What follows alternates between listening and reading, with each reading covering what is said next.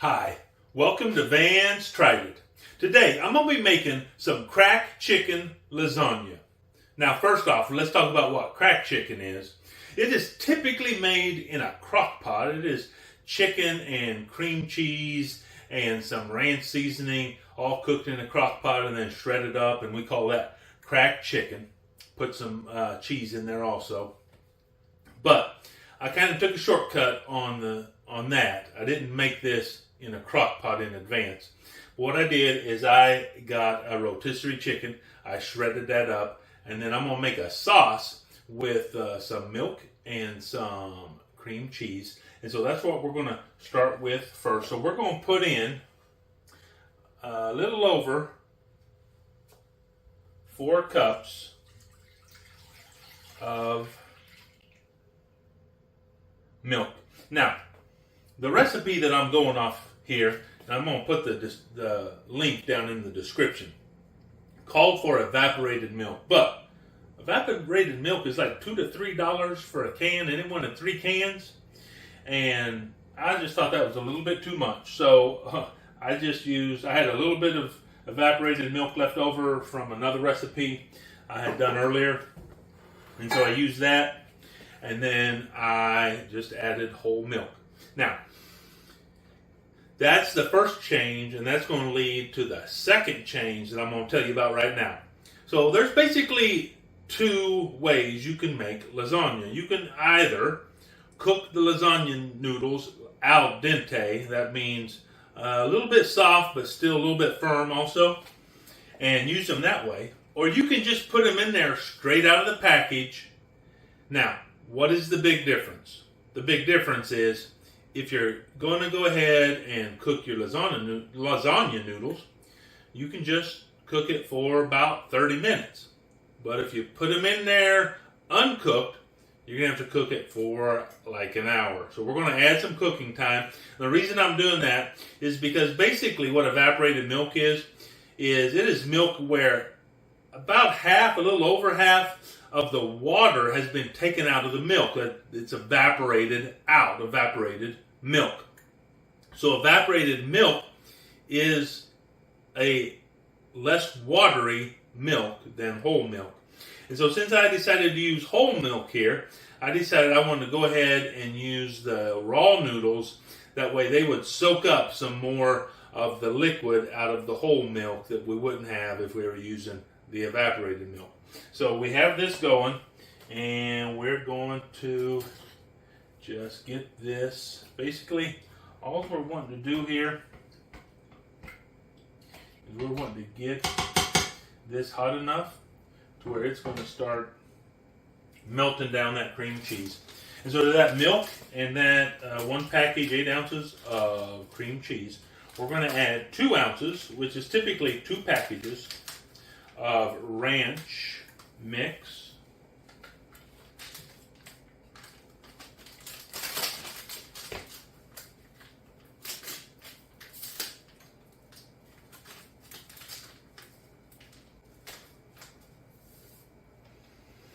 And we're wanting to just get a nice creamy sauce here with all the seasoning evaporated in here. Evaporated. See, I was talking about evaporated milk, and then my mind got stuck on that word evaporated. But we're just trying to get it incorporated into this sauce. I'm going to turn it up just a little bit here. Get the heat going.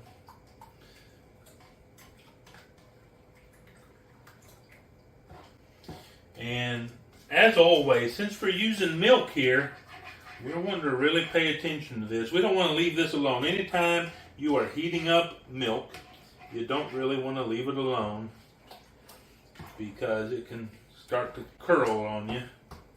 That's not good. You're going to end up with something more like cottage cheese than the sauce we're looking for. Now, I know if we're talking lasagna, sometimes we want cottage cheese. Or maybe use ricotta cheese. Why don't you leave me a little comment down below here. Do you use cottage cheese or ricotta cheese when you're making regular Lasagna. And hey, while you're down there, go ahead and push that like button. Subscribe. Share. It really would help this channel out. The more you interact with the channel, the more people get to see these videos. And we like it when a lot of people see the videos.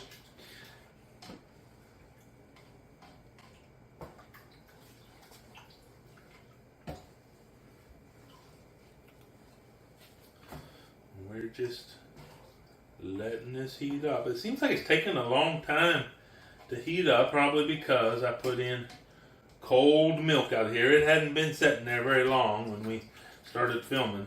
So the milk was already fairly cold, but starting to heat up.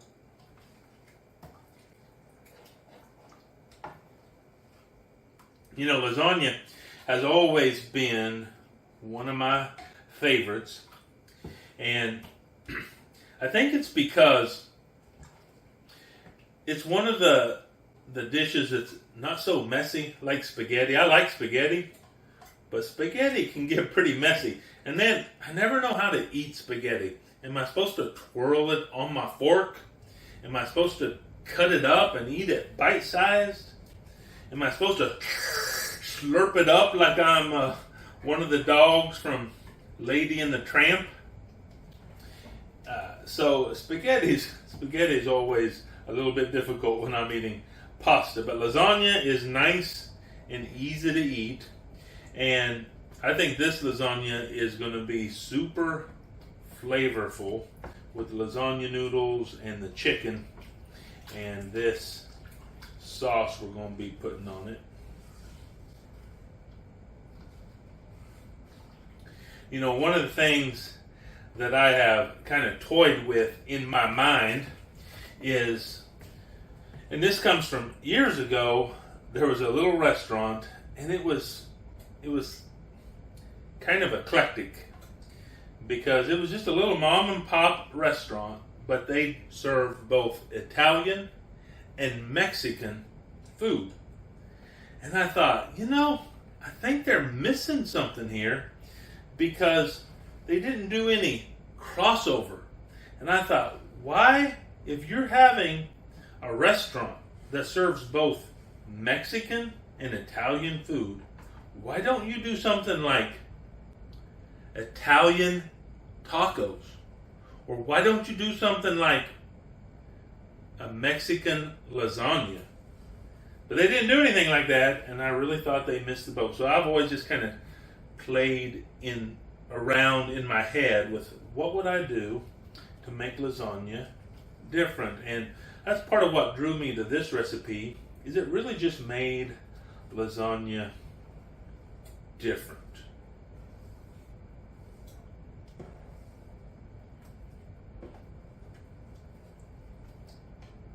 And we are starting to heat up, as you can see probably. There's some steam coming off of here. Oh, I wish you could smell it. It smells delicious with the ranch and the cream cheese and the milk all blending together. And I'm just going to take my spatula in here. What I'm doing now is I'm just using my spatula to kind of mash up any of the bigger chunks of cream cheese. Now I did cube. I say cube because the cream cheese wasn't super cold and super hard, so it didn't really cube up very well, but it did break up a little bit. And this is all I want to do, because I am kind of where I want to be on this sauce. And so what I'm going to do is I'm going to take this off the burner. I'm going to put it right over here for the time being. And I'm going to get prepared to start building this lasagna. So I'll come right back to you. Okay, welcome back. We're getting ready to build our crack chicken lasagna. So the first thing we're going to do is we're going to take this sauce that we made earlier, and we're just going to put a little bit of it right down here in the bottom of the pan. Now I did butter this pan up, but we want to put some of this sauce in here. That's going to help us to keep from sticking to the bottom along with the butter that's in there. Just give it a little foundation. I do have my oven already heated to 350 degrees. And now, first thing I'm going to do is I'm going to put these lasagna noodles in here. Now, one of the things about using the uncooked lasagna noodles is they're going to expand when they start to soak up the water. So leave a little space if you're going to use uncooked. You're going to need to leave more space than if you were using ones that were already cooked. Now what I have here is I took a rotisserie chicken and I just shredded it up with my hands. I left not all of the skin in there, but some of the skin in there just to get some of the flavor. And we want to put, about a third of this chicken. Now the recipe calls for 3 cups of chicken, which is a strange thing to ask for because cups is really a measurement of liquids. Now, we might use cups pretty accurately when we're talking about sugar, flour, something like that, but that's because those are granular, and in measurement, they're going to act a lot like a liquid, just because you're going to get a consistent amount, whether you're talking about flour, sugar, anything granular like that.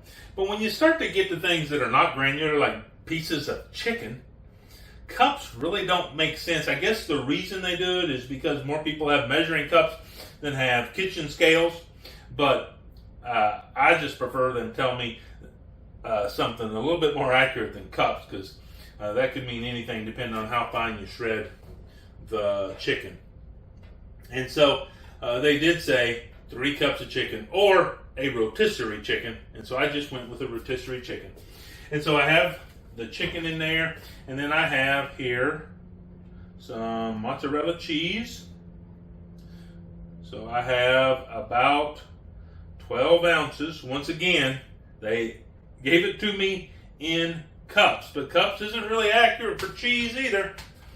And so, and I know you'll get some packages of cheese, shredded cheese, and it's going to tell you it's so many cups, but that's not really the way cups works.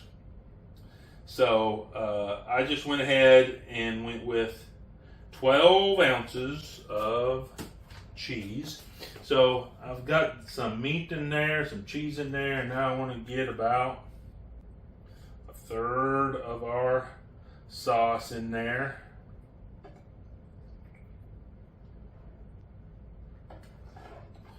I'm just going to try about 3 scoops in here. And you're really better off when you're trying to measure those liquids, especially out by thirds. You want to put a third of the liquid in there. Go ahead and go light at the beginning, because at the end you can seep down through there when you put the liquid on there. And so if you're going to put more of it on at the end. We're just putting another layer of chicken and cheese. Both kinds of cheese. This is a sharp cheddar cheese. I'm not sure I said that earlier, but the yellow cheese is a sharp cheddar. And, you know, one of the things I've been doing lately is, instead of shredding cheese, I don't really like to buy shredded cheese to fix in recipes, because they put a powder on there so that the cheese doesn't stick together in the bag. So what I've started doing is I've started buying sliced cheese. You can either get it pre-sliced right out of the deli section, or you can go to the deli counter and have them slice you up some cheese, and then I just cut it up from there, and I can make it whatever size I want. I could,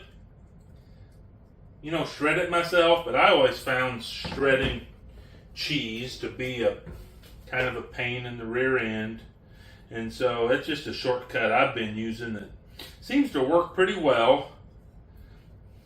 And so you can use that idea if you'd like, and you don't even have to tell your friends and family where you got it. You can tell them you came up with it all on your own if you want to. Or you can tell them you heard it from me and tell them they should come watch some of my videos. That'd be a good way to do it too. So we're going to put the rest of our cheese in here. Both kinds.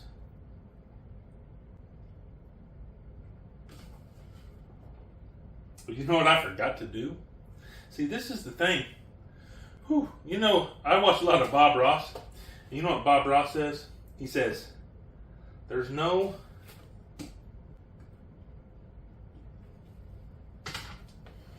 we don't make mistakes. We just make happy little accidents.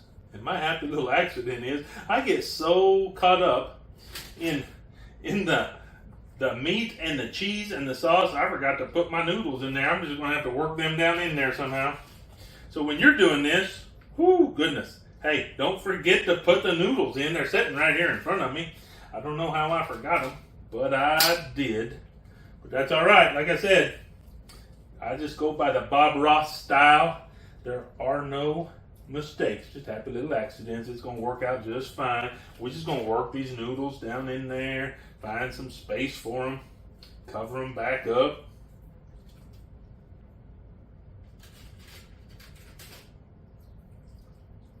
Just like that.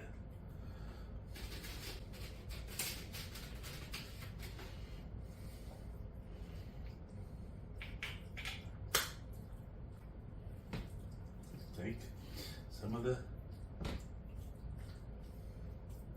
lasagna stuff and cover it over. Just like that. See, some of you were probably watching this video and you were like, hey, why aren't you putting more noodles in there? But I couldn't hear you because we're not live. Maybe someday I will do some live videos. But that's not what we're doing today. Ooh, now my hands are all messy. I'm going to rinse them off real quick.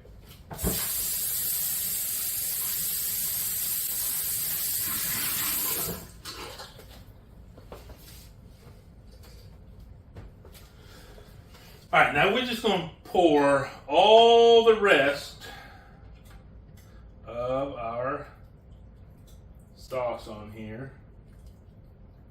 Like I said, this is probably a bigger helping of our sauce than what's been on the other layers, but that's all right because since it's on top, it's just going to seep down in there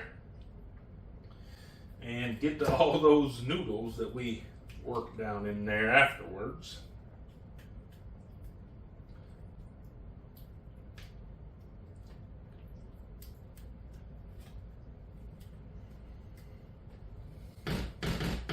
All right, got that going on. Now, I have some bacon, a pound of bacon that I crisped up. I'm going to put this on top of here.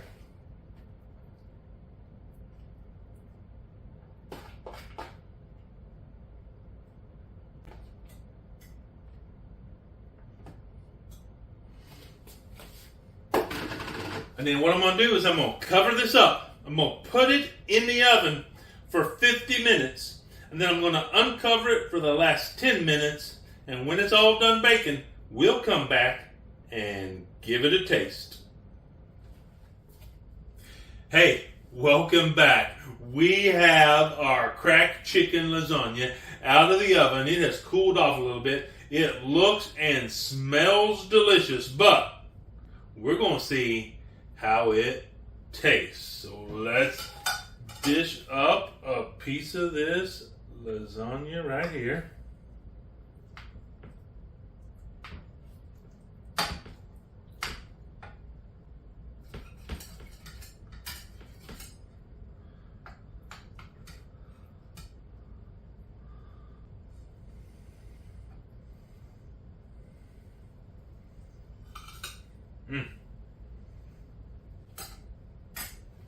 There you go.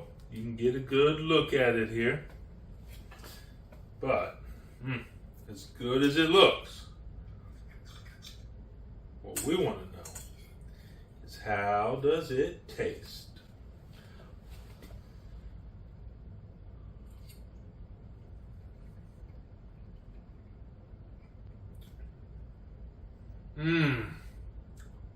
Wow.